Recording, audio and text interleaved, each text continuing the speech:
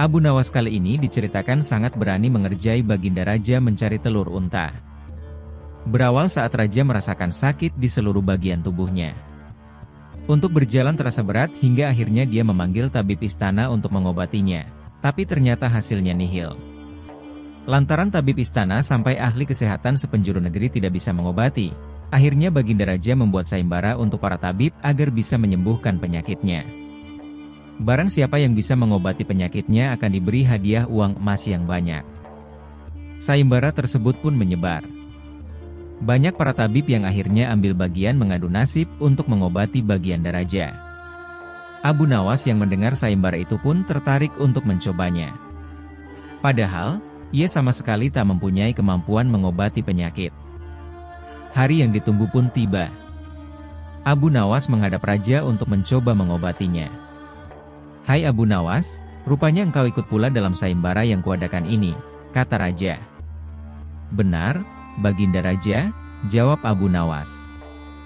"Apa kau bisa mengobati penyakitku ini?" tanya Baginda Raja. "Hamba akan mencobanya, Baginda Raja. Hamba akan mencoba menerapkan cara-cara yang belum pernah dilakukan tabib lainnya," ucap Abu Nawas meyakinkan.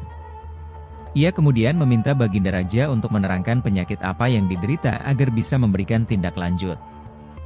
Baginda Raja pun menerangkan jika tubuhnya terasa nyeri, tangan dan kakinya terasa pegal-pegal. Setelah memeriksa, Abu Nawas tidak langsung mengobati. Ia meminta waktu 2 hari kepada Baginda Raja untuk meramu resep obat terbaik. Di bawah pohon yang rindang, ia terus berpikir resep untuk sang raja. Maklum saja, Abu Nawas bukan tabib sehingga bingung harus memberikan resep apa. Sambil duduk dan berpikir, dari kejauhan dia melihat seorang kakek tua yang masih sibuk sendirian memetik buah-buahan di kebun kurma. Abu Nawas yang heran langsung mendekati kakek tersebut. Setelah bercakap-cakap dengan kakek tersebut, Abu Nawas mendapat jawaban jika kakek itu menjadikan aktivitas memetik buah sebagai kesibukan. Jika tidak ada kesibukan, si kakek malah merasa badannya pegal-pegal.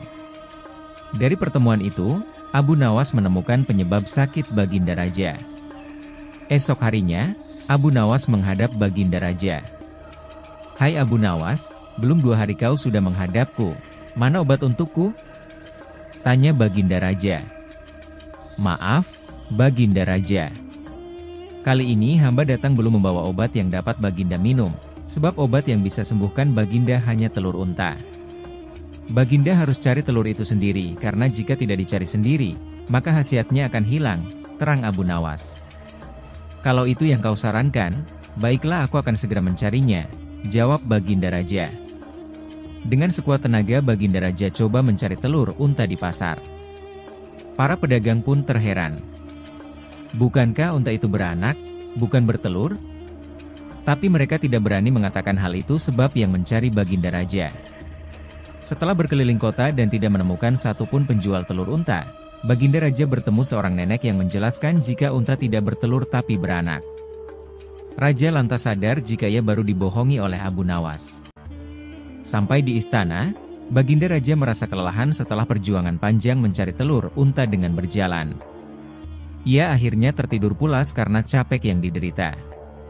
Esok harinya Baginda Raja tampak segar bugar dan anehnya sakit yang diderita hilang. Ia lalu menyuruh para pengawal untuk meminta Abu Nawas menghadapnya.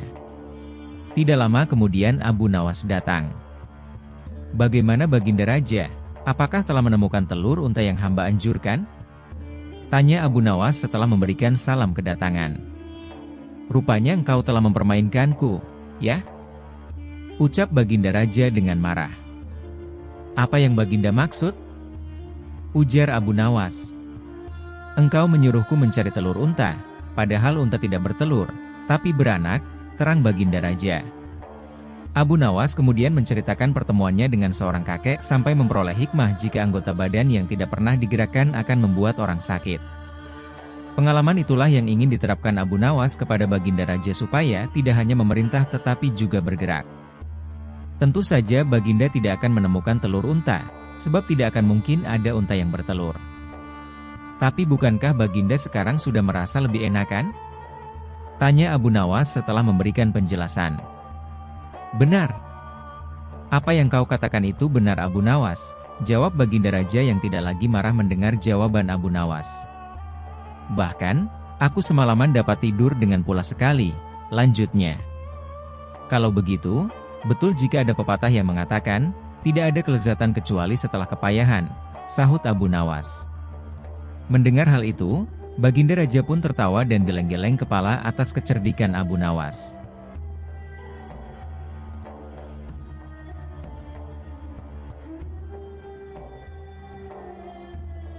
Kisah lucu Abu Nawas menipu gajah hingga bikin dapat duit melimpah berikut ini sangat menarik diketahui. Bermula dari dia pada suatu hari keliling kampung. Di sebuah kampung yang cukup padat penduduk, Abu Nawas melihat ada keramaian.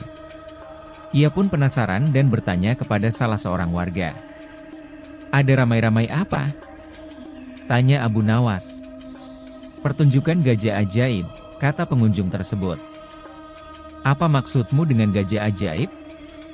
tanya kembali Abu Nawas penasaran. "Gajah yang bisa mengerti bahasa manusia.